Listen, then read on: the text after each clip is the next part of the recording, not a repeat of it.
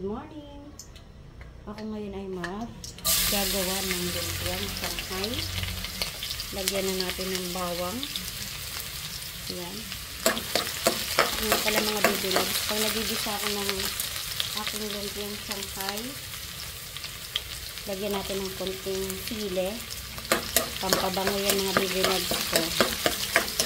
Ayan, may kasamang aroma yan. Masarap sa ating paggawa ng lumpiang Shanghai. Ayan mga bibilog, nilagay ko na nga dyan yung paminta, konting asukal, at mayroon tayong konting asin dyan. Ayan mga bibilog ko. Igigisa muna natin yung ating pork. Ganito ang ginagawa ko pag ako nagawa ng lumpiang Shanghai. Ginigisa ko muna mabuti at kailangan para maging luto ang ating pork. Bago ko ilagay yung ating, ayan, carrots at kamote. Ayan mga bibilogs ko, gisa natin na mabuti ito. Ayan. Ayan mga bibilogs, nilagyan ko yan ng soy sauce. Ayan. Para maging yummy yan mga bibilogs. Lutuin muna natin to bago natin ilagay ang kamote at carrots natin. Ayan. Takpan muna natin. Lutuin natin ng siguro mga 5 minutes. Yan. Ayan mga baby loves, may kinchay tayo dyan. At carrots. Yan lang. Wait lang muna. Ayan mga baby loves, nilagay ko na nga yung ating carrots at kamote. Haluin na nga natin ito mga baby loves ko. Yan.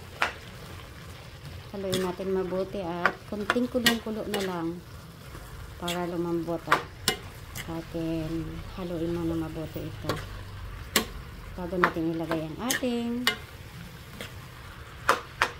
mga baby loves. Meron tayo dito 4 na egg.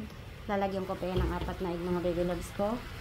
At syempre hindi mawawala ang ating kinchay mga baby loves ko. Ayan o, kinchay.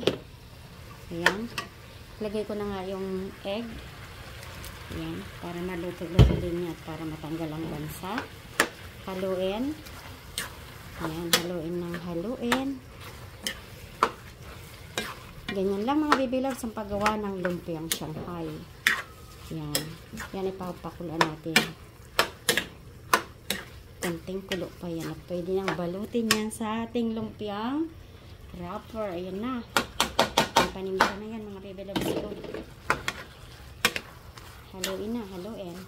Yun lang. Thank you for watching mga baby loves. Kung nag-enjoy, pa-share and comment naman dito sa aking video. Salamat sa suporta mga baby loves. Mag-iingat ang lahat. Yan, pa-share ng aking video. Thank you. Pa-subscribe ng aking YouTube channel na Shelfos TV. Bye-bye.